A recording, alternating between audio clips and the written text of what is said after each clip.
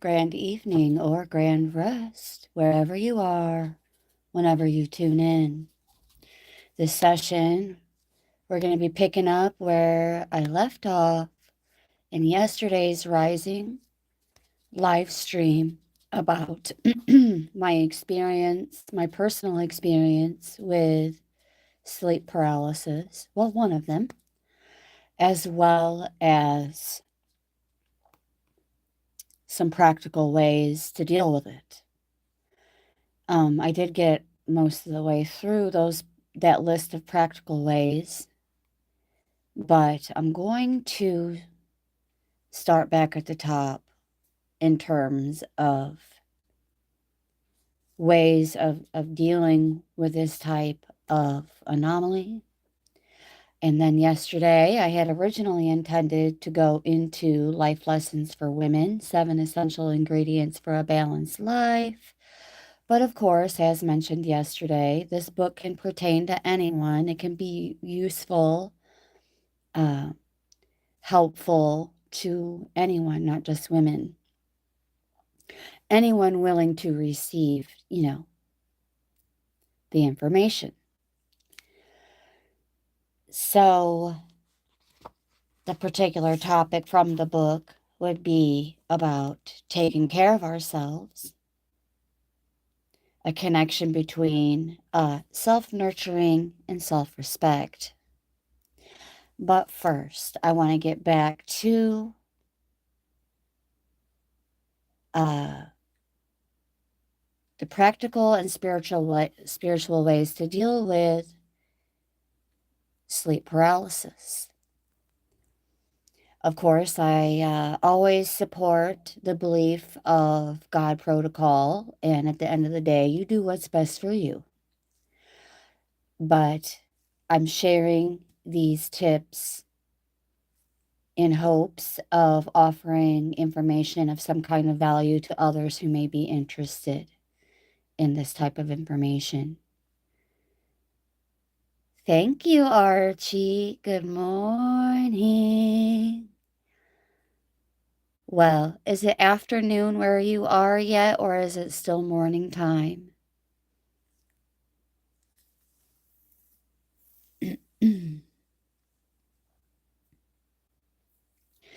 Archie, in this video, I'm sharing practical and spiritual ways on how to deal with sleep paralysis, and then I'm going to be sharing a story and a lesson from a book. It is evening. Okay. Greetings from the Philippines, says Archie. And greetings to you from the US of A in the Midwest, East Coast. I like to bounce around, so that's why I mention both the Midwest and the East Coast. Beautiful. I hope you enjoyed your time that you spent hiking around on the mountain. Sounds dreamy, my friend. I love to not so much climb mountains, but I do like to hit the trails. It's definitely one of my favorite pastimes. I don't really get out much nowadays, but if I did get out much, I would probably go hit the trails before I would do anything. I'm more of a nature gal than a peoply, like big crowds in the public kind of gal. So, yes, it is the morning, the rising time for me here. It's currently 6:38 a.m. Eastern Time. I hope you had a blessed day so far, my friend, and everyone else listening. Again, this session is picking up where I left off yesterday with my personal experience with sleep paralysis.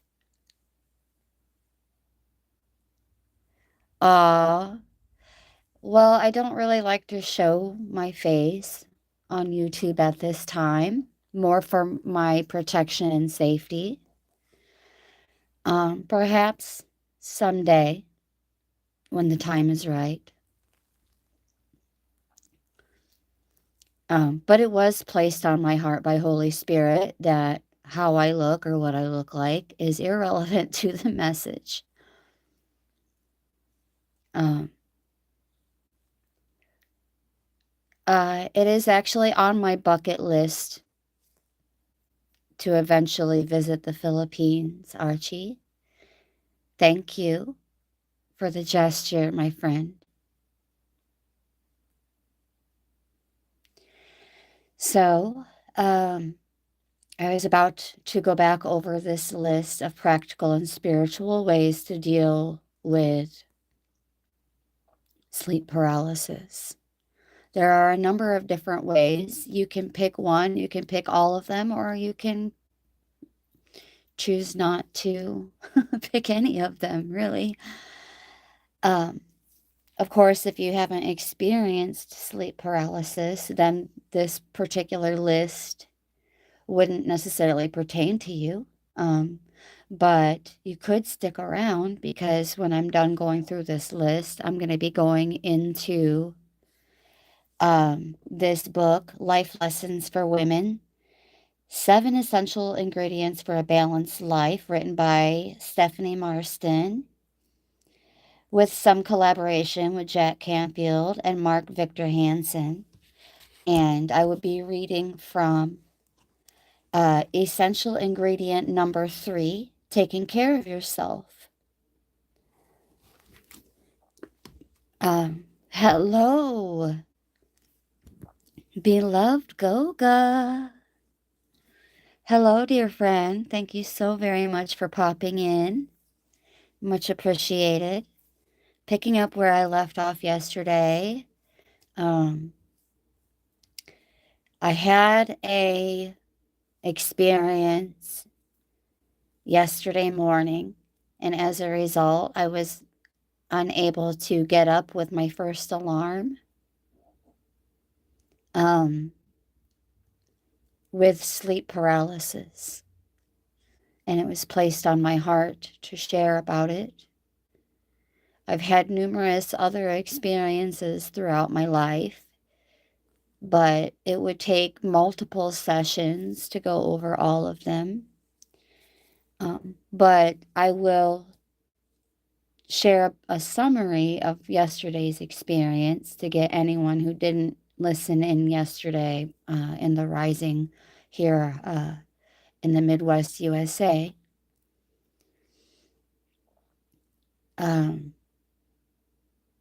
Well, yes. I was able to open my eyes to my alarm, but I was unable to move. I was unable to breathe, and I was unable to speak.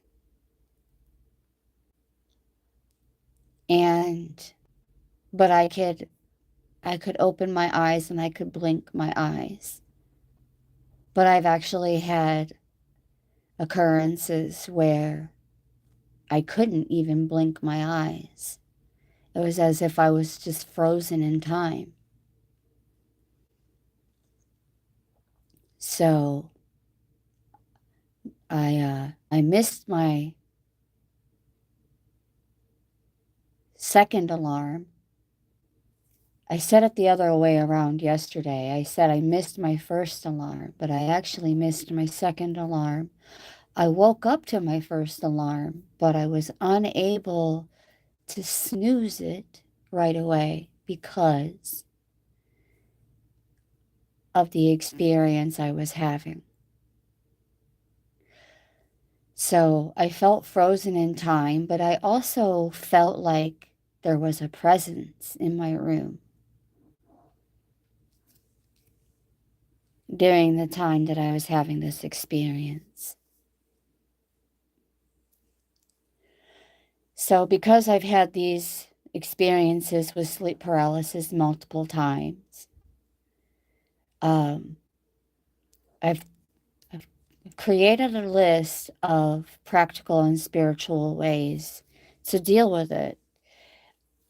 A little something for everyone because everyone has their own protocol, their own preferences, And I'm in full support of that. So, number one, immediate techniques when it is happening would be um, focusing on moving a part of your body, particularly a smaller part like a toe or a finger. Um, I particularly focus on my left hand anytime that I feel in that way when I'm having that type of experience. Um, this often breaks the experience more quickly. Also, regulating breathing. If you've been able to get past that initial sensation of not being able to breathe, of course, we also want to focus on the breath because panic makes it worse. And I know this from experience, but it's also a verifiable fact.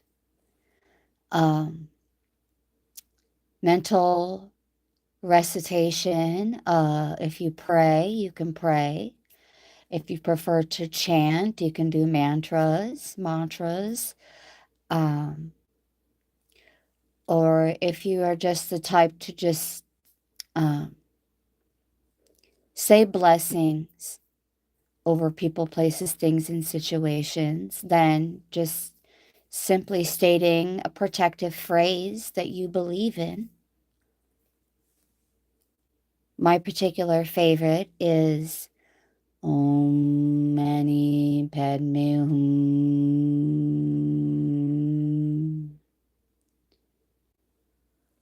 And it snaps me right out of it. But I've been known for also calling out to Archangel Michael for protection and assistance. Being in such a vulnerable state. Could you imagine the timing of waking up with sleep paralysis, but also being in some kind of state of danger at the same time, like having a burglar in your home and you can barely breathe, let alone speak or move? It is, in the beginning, the most terrifying of experiences, other than being in the middle of being robbed. And I've been there before as well. Um, one thing I can say is that sensation of panic definitely doesn't vary. Panic is panic. Whether you're dealing with sleep paralysis or you're dealing with being ambushed by a group of people, it's panic is panic. So, what I've had to do over time as part of my shadow work / inner work is work on my attitude from fear to transmuting that into authority first and foremost. Hello, Kat and Jack and Caitlin Smith. Hello. Welcome. Thank you so very much for popping in. I was picking up where I left off yesterday morning, sharing about my sleep paralysis experience, as well as practical and spiritual ways of dealing with it. And then after I get through this list of tips, I'm going to move along to reading from Life Lessons for Women, 7 Essential Ingredients for a Balanced Life. Although it is penned for women, we'll just say the energy itself is non-binary. And I find that this book can have some sort of value to anyone who hears the stories from it, not just women. So,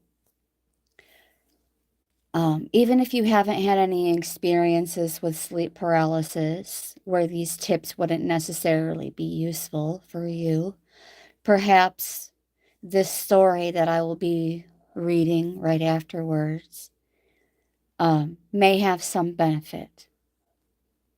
It may bring some sort of value in the content and the lesson attached. There's also preventative measures, but I've been doing a lot of inner work, which is where I left off before I took a pause to greet everyone. But I would just like to mention one more time, real quick, for anyone just coming in, that focusing on the breathing is the most important thing that we can do for ourselves when we're having any kind of experience with panic, really, but more particularly, the topic is about sleep paralysis. And also focusing on on moving a small body part like a finger or a toe. And this brings me back to the importance of working on our attitude about fear and our approach. First and foremost, calling back our energy and commanding authority in the situation. Once you're able to speak, say something along the lines of, "You have no power over me." One thing that I like to say, and some of you have heard me say it in sessions here on this channel, only that of love and the willfully good may dwell here. And typically I'll say it 3 times and then say, "So it is," 3 times. But you can repeat it as many times as you would like, and I've even found it useful to some degree, sometimes, to just continue repeating it until that state of panic has at least reduced enough to regain the rest of our senses. Hello, Bro Star Tiger King. Thank you so very much for popping in.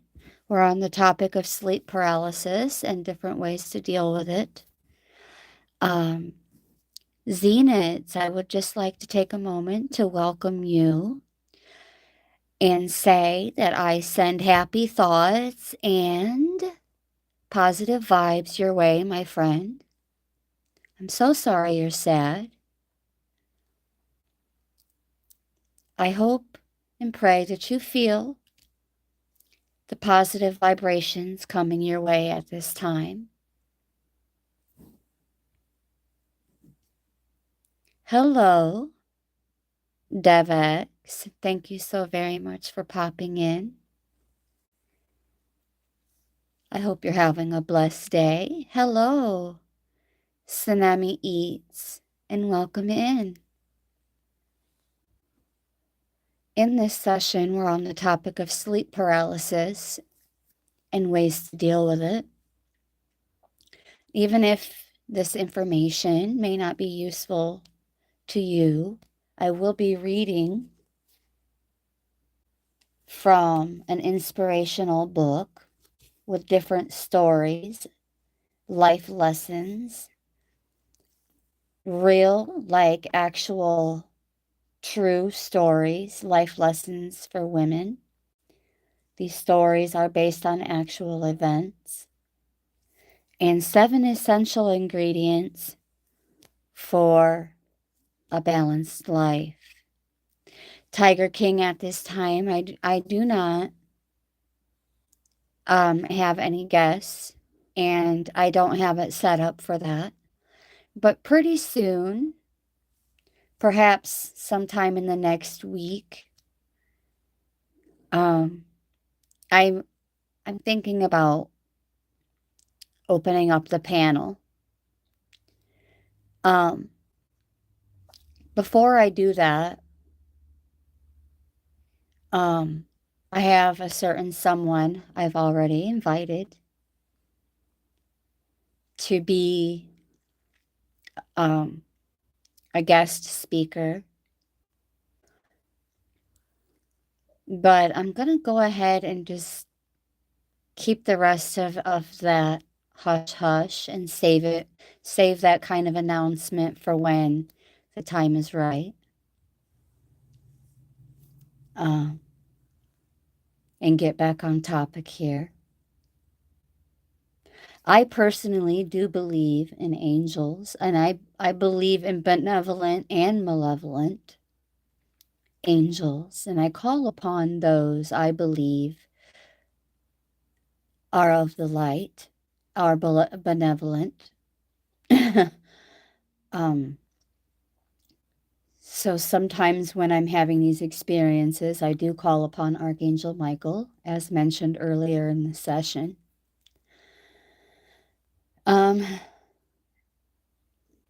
More importantly, doing the inner work to transmute fear, call back our energy, and command authority over our soul and spirit. And even consider from time to time transmuting that fear into some kind of curiosity about these types of anomalies.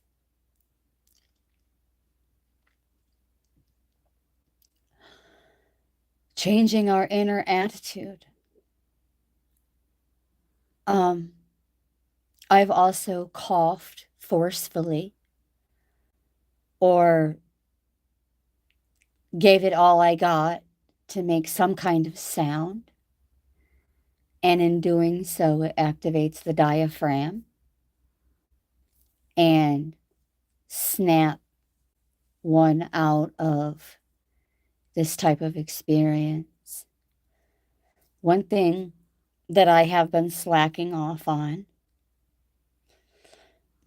is prevention. Usually I sleep with a row, ROW, row of pillows behind my back, like tucked up to my back as I lay on my side, so that I don't roll over on my back. More often than not, when I have these experiences, I wake up on my back. But I have been diagnosed with sleep apnea. So there are both practical and spiritual explanations as well as tips to deal with it.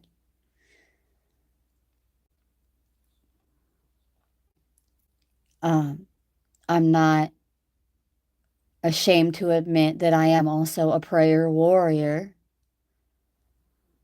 I pray a lot.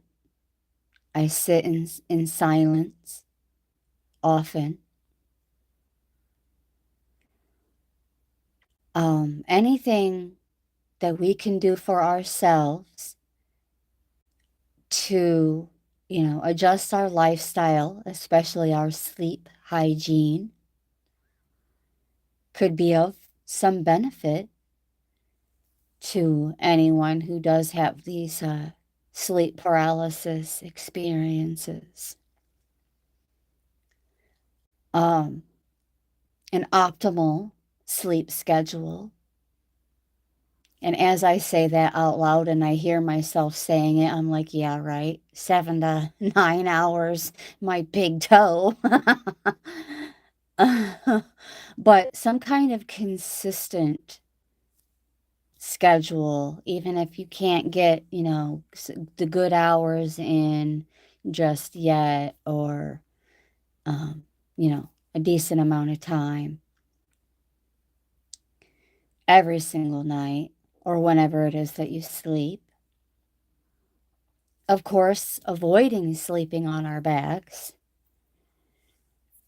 Even though I was raised that, sleeping on our back but slightly elevated was the most proper way to sleep, with our arms across our chest. So uh, it's been difficult avoiding that.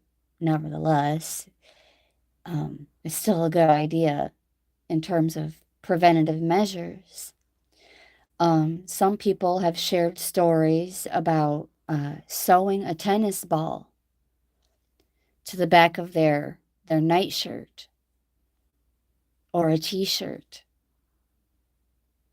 so that if they do by chance roll over on their back, um, they get alerted in that manner.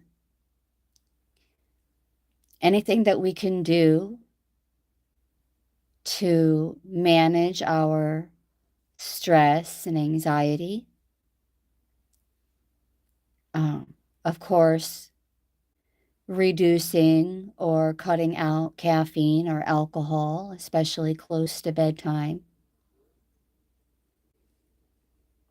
And these are just tips, okay? This is not like an episode of Your Real Dad telling you what to do, I promise. But, disclaimer alert, disclaimer alert. I'm not a doctor, it's not a diagnosis, not a prescription, not a prognosis. I am not here to make any particular medical claims that aren't backable. What I am sharing is verifiable. But if you do feel as though you're having any of the experiences mentioned in the beginning of this session or in yesterday's first live session, if you haven't listened to it, you may want to go check it out. I was sharing in more detail about my sleep paralysis experience. Give me just a moment, guys.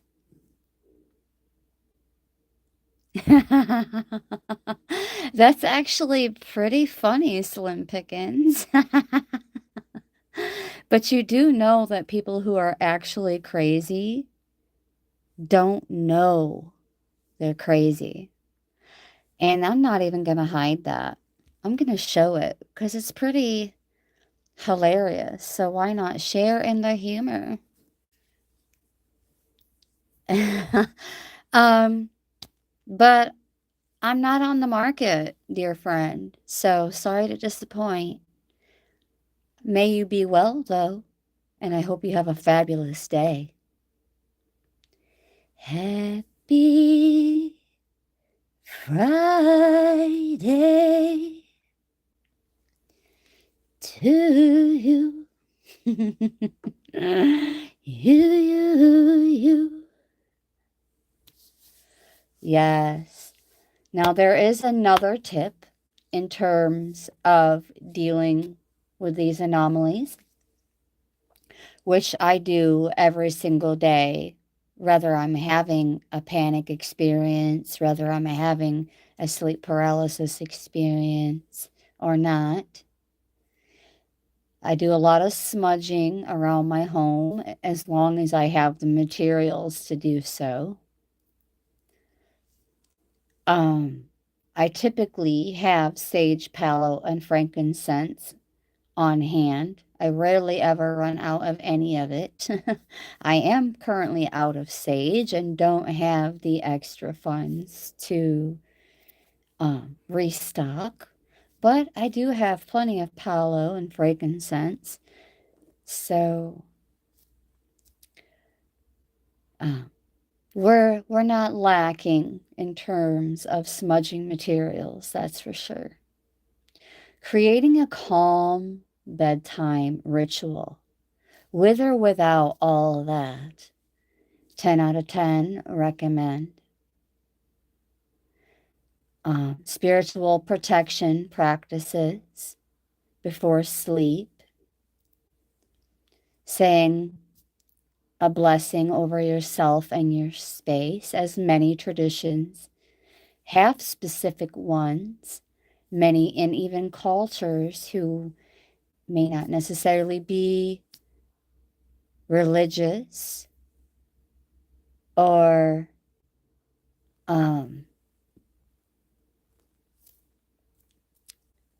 that may not be their forte. Prayer may not necessarily be your forte, but it doesn't hurt to say some kind words over yourself and your space. Also,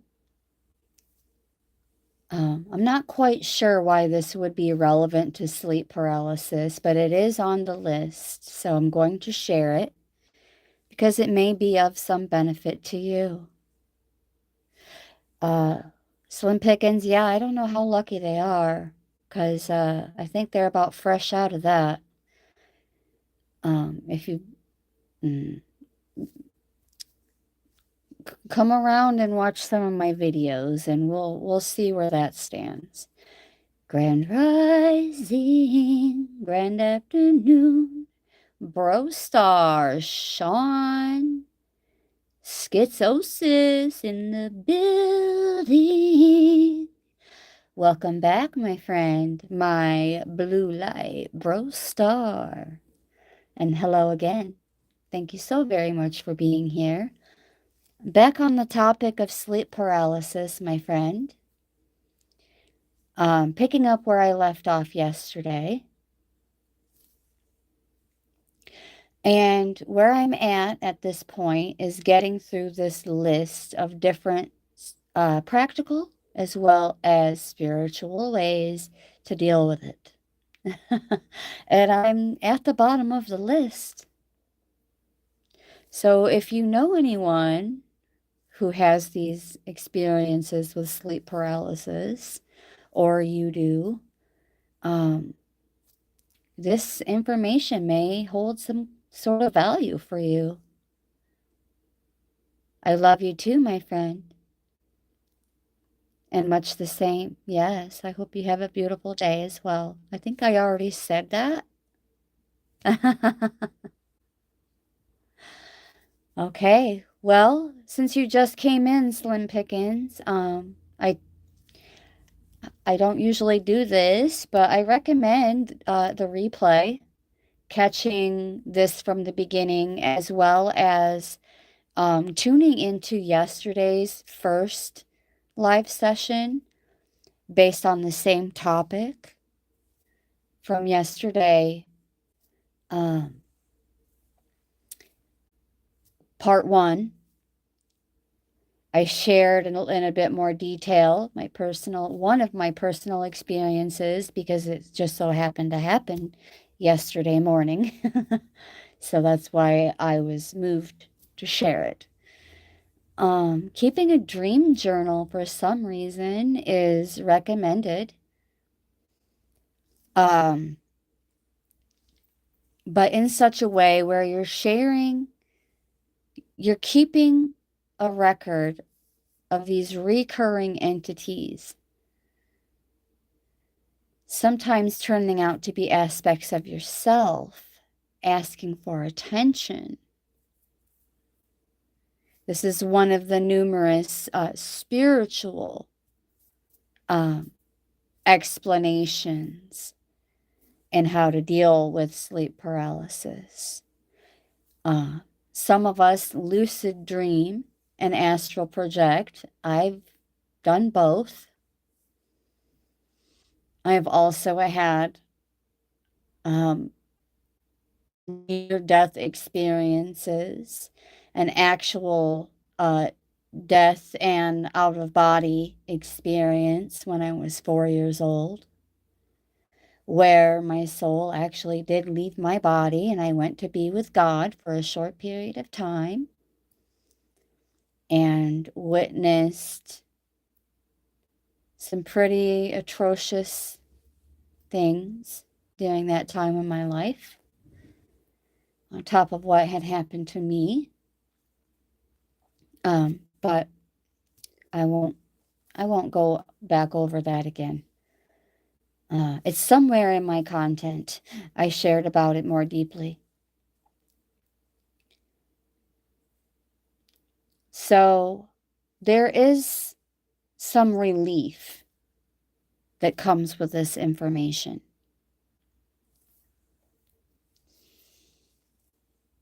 Uh, we can somehow turn all of this into a spiritual tool. Um, a practice of lucid dreaming and astral projection, deliberately inducing that sleep paralysis as an entry point for those going into out of body experiences.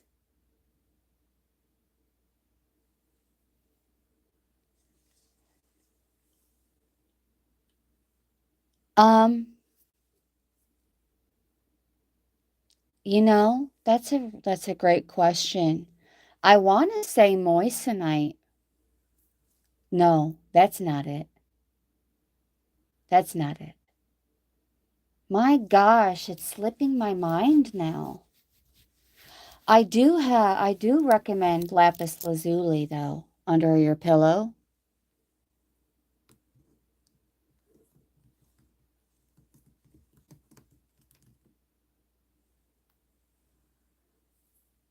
Um, Amethyst, I do use amethyst. Moldavite. It's moldavite. Okay. That's what I meant. Moldavite. Moldavite and amethyst and lapis lazuli are probably my top recommendations. But there are others that you can reach for. Um, Moonstones are also one of the more popular grabs in terms of stones. Um, you can place them under your pillow or on your nightstand and right next to where you lay. Moldavite is actually formed from meteorite impact, and it not only helps with more like positive dream states, it also is said to enhance lucid dreaming experiences. Um, Also, uh, doing inner work, like shadow work or um, any kind of inner healing work, consciousness expansion.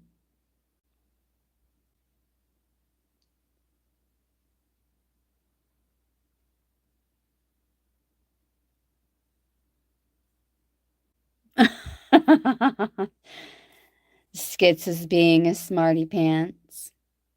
Well, whoever laughed, I sincerely hope that you didn't actually piddle a little in your pants.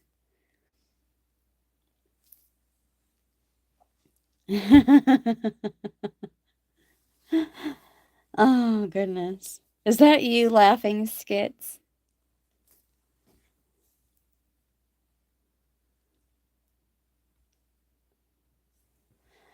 Okay, let's get through this list, guys.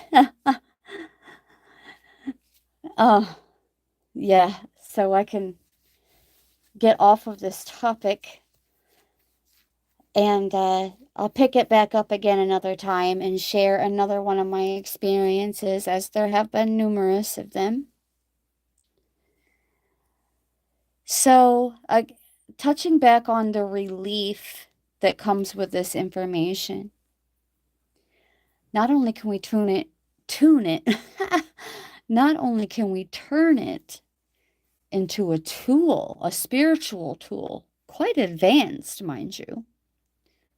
And I can speak on from experience I can speak from gnosis, from actual learning through experience, that it works to transmute that energy of fear into curiosity, after also calling back our energy and commanding spiritual authority.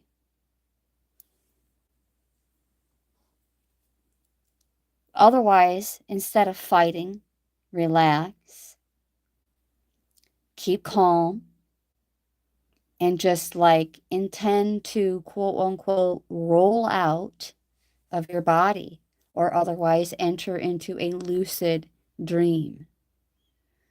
A lucid dream is where you have some kind of sense of control in your dream while also somehow knowing that you are dreaming. Basically, astral traveling and projecting.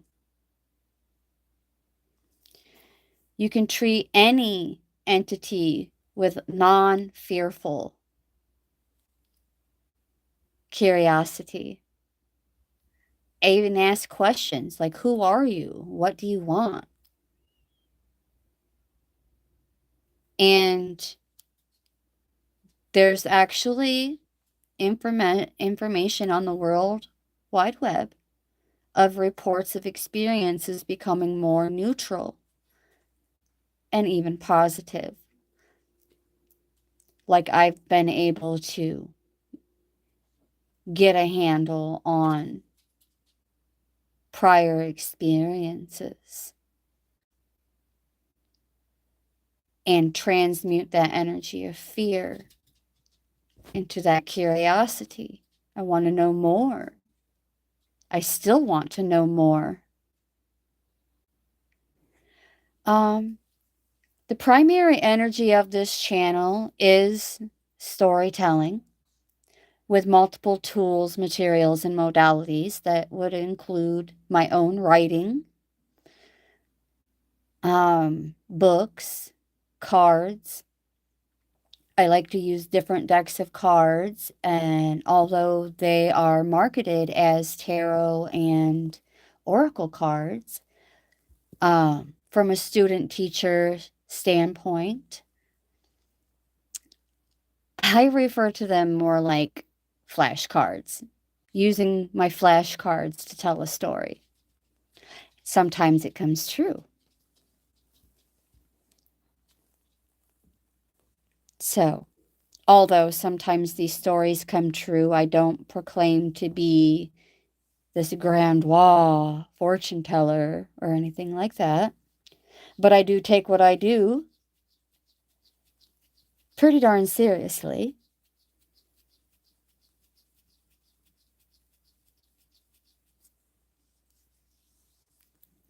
And every once in a while, like today and yesterday, we go on little side quests and we share about other topics and experiences, especially if they're relevant to me, because it's my channel.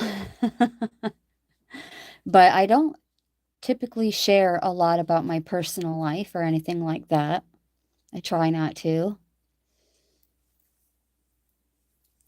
unless there's cause for concern and I might need assistance in some kind of way. Otherwise, yeah. We'll just say I didn't come here with all my ducks in a row or with any master plan. So, yes. Primarily spiritual topics, mythology, and some other topics that I myself am not too well versed in, but I still like to share about them from time to time. like astrology and numerology and angel numbers, things along that type of line. What else? Yeah, that pretty much covers it. Um,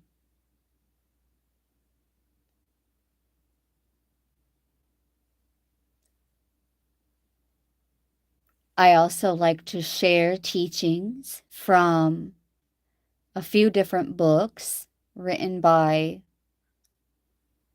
um, what I would consider to be some of the greats out there in terms of teaching and mentoring, like Eckhart Tolle's work on A New Earth, as well as The Power of Now, A Course in Miracles, um, and some other books that I've held on to for years, as well as the Emerald Covenant teachings, the Law of One, that type of gig. So, yeah, that's what we do here. Oh, give me just a second, guys. Bella is barking.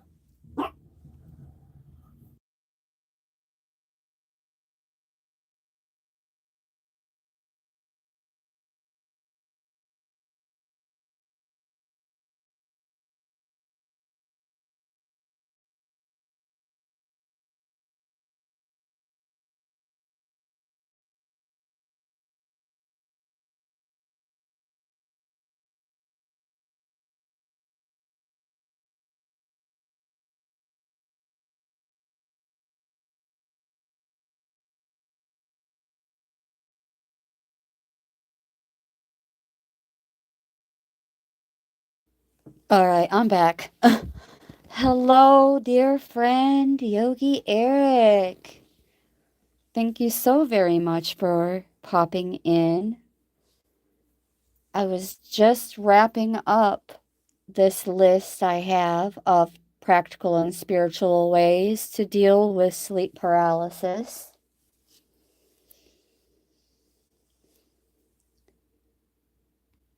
And then I'm going to go into this book I have in front of me to share a somewhat relevant, essential ingredient for a balanced life that is featured in this book. I'll mention the title of the book one more time for anyone just coming in. It's from the creators of Chicken Soup for the Soul, and it's called Life Lessons for Women, 7 Essential Ingredients for a Balanced Life, written by Stephanie Marston, um, in collaboration with Jack Canfield and Mark Victor Hansen. And the particular essential ingredient I'm going to be reading about today is essential ingredient number 3, and the title is Take Care of Yourself. There's also a caption that states, there is a connection between self-nurturing and self-respect. Quoted by Julia Cameron. So, back to the relief part of these practical and spiritual tips on how to deal with sleep paralysis. The good news is, not only can you, again, use it as a spiritual tool, quite advanced, um, it's also biologically normal.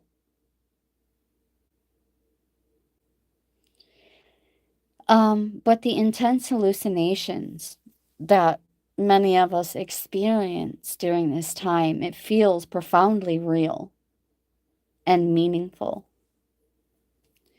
And my son, my oldest son, not only has periodic bouts of sleep paralysis.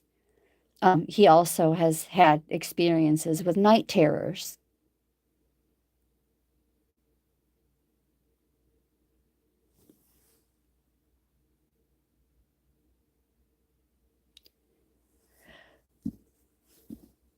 Well, you also have the best of luck and happy trails. It's not that I like to hear myself talk, nor do I owe you or anyone else an explanation nor validation on what I say or do on my own channel. May you be well, my friend, and brightest blessings. I keep pausing to address my friends in the chat and to be polite and acknowledge that they are here and their presence is important to me. So I'm having difficulty getting to the end of this list. All due respect given. May you have a blessed day and a blessed weekend. So, yes, sleep paralysis is biologically normal.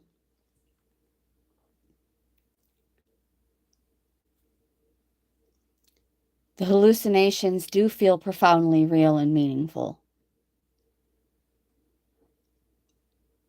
Whether you see it purely as a brain glitch or as a spiritual encounter or both, reducing the fear and taking control physically and psychologically is the key. Most people who improve their sleep hygiene and learn not to panic find episodes become rare and sometimes even stop altogether. Hello, beautiful sister Flora. Hello, hello. Thank you so very much for popping in. And happy Friday, dear friend. So, it's probably been I want to say 2 to 4 years since the last time I had a sleep paralysis episode. But they obviously haven't stopped altogether since my most recent was yesterday. If it's frequent and severely distressing, it's worth seeing a sleep specialist to rule out other things. Otherwise, it's benign and manageable. You're not crazy, you're not cursed, and you're definitely not alone.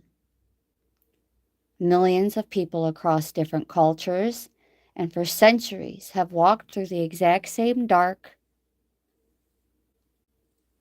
and came out on the other side.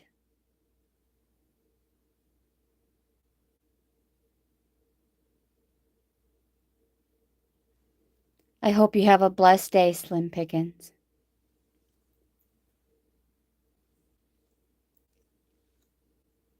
Happy Friday, Flora.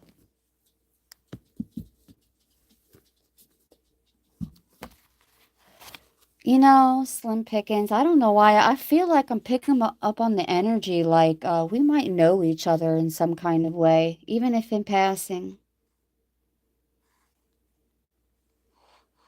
Even if I'm way off, I sincerely wish you well on your journey.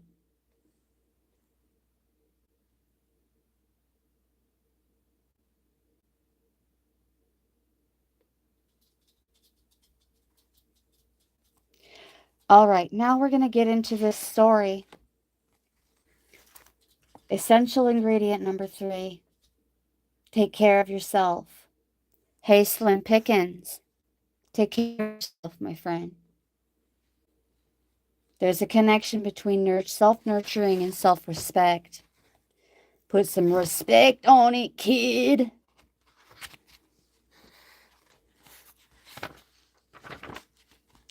Hello, dear friend Tom. Thank you so very much for popping in.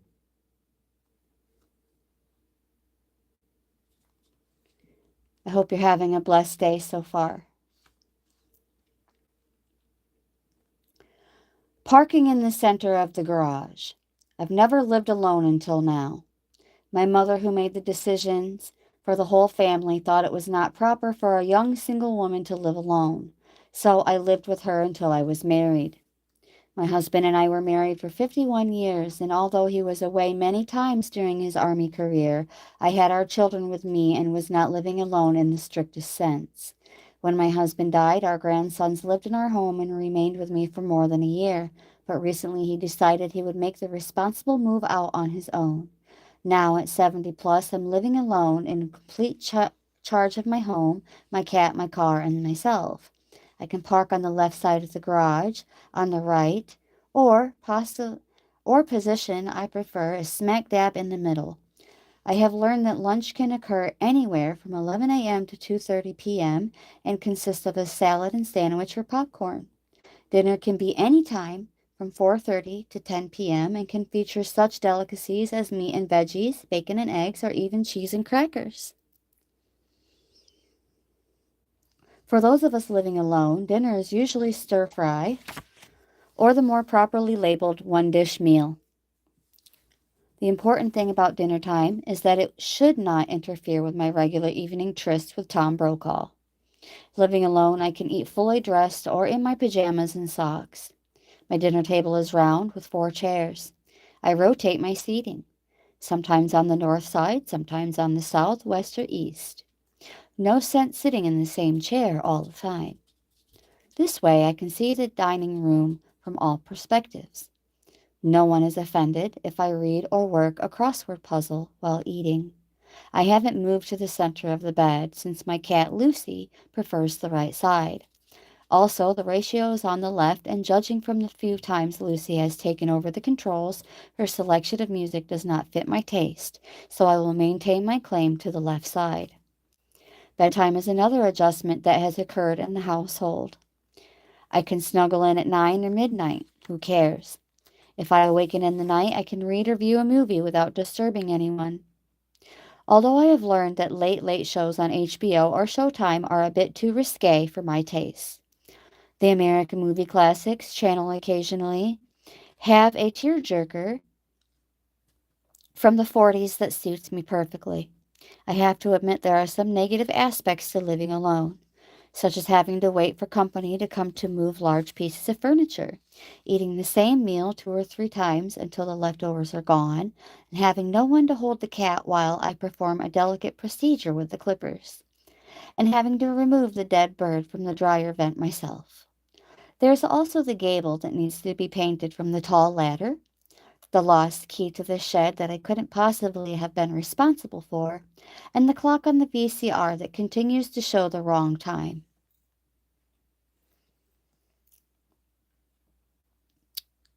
There's also the matter of how to retrieve the cotton in my ear from the failing cotton swab, and the notes I've had to post on the basement walls identifying each fuse and the water turn-off. There is no one to remind me what it was I was going to write on my to-do list, and no longer an excuse to buy cookies and ice cream.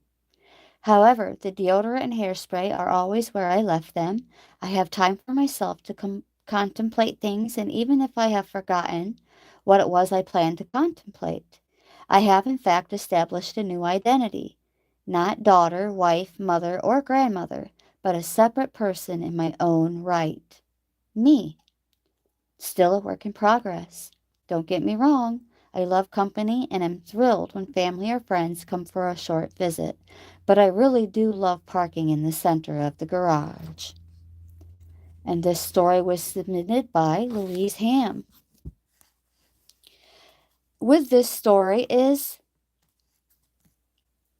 a life lesson titled Practicing Self-Nurturing. Most women have been taught since childhood to put other people's needs first. In fact, much of your value as a woman has come from your ability to know what someone else needs. It's one of your talents. In fact, in our society, one of the many qualities of being feminine is being selfless. Women have not only become comfortable with attending to others' needs, they've perfected the art. When women begin to bring themselves back into the picture, it frequently feels as if they're breaking an essential rule of femininity. like they're doing something forbidden. But think about it for a minute. If you don't take time to nurture yourself and recharge your battery, how can you truly care for others? You can't. You wouldn't dream of driving your car when the gas gauge reads empty. You wouldn't think of asking your child to pull an all nighter to prepare for final exams, yet you're continually pushing yourself past the breaking point and ignoring the fact that there will inevitably be negative repercussions to the continual denial of your needs.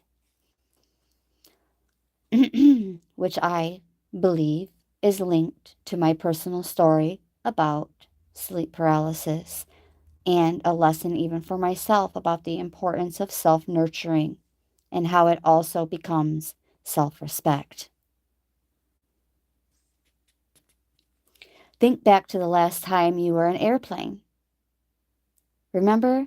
Excuse me, think back to the last time you were on an airplane. Uh, Remember the instructions the flight attendant gave when you were about to take off. In case of an emergency, first place the oxygen mask securely around your nose and mouth, and then place it on your loved ones. The truth is, you have to come first. And at least some of the time, this can make you uncomfortable. But think of it this way. Only to the extent that you love and take care of yourself are you able to love and take care of others. Taking care of yourself is an essential part of creating a life you love. When you bring yourself back into the equation, you create a healthy balance in your life. I come first, at least some of the time. When we truly care for ourselves, it becomes possible to care far more profoundly about other people. The more alert and sensitive we are to our own needs, the more loving and generous we can be towards others. Quoted by Etta LaShawn. Also, questions worth asking. Am I getting what I need? Am I regularly caring for myself? And what have I done for myself today? And the reason why I chose this particular life lesson today is because it was placed on my heart spiritually that the self-nurturing, the self-care, and self-respect could very well resonate with these sleep paralysis experiences. And this is a note to myself as well. Perhaps if I continue to put in the work to take better care of myself and my body and my needs, it will also contribute to the preventatives that I've already shared that may be of some benefit to others. And that concludes this session. I certainly hope that you guys, whether it's you or someone you know who has these types of experiences, I hope there is some golden nuggets, something of value in this session for you. I know that it does serve and provide value, whether it resonates with you or any other. I want to thank you so very much for listening and tuning in with much gratitude and appreciation from my heart chakra to yours. Brightest of blessings and agape, omni love to all. And I love you.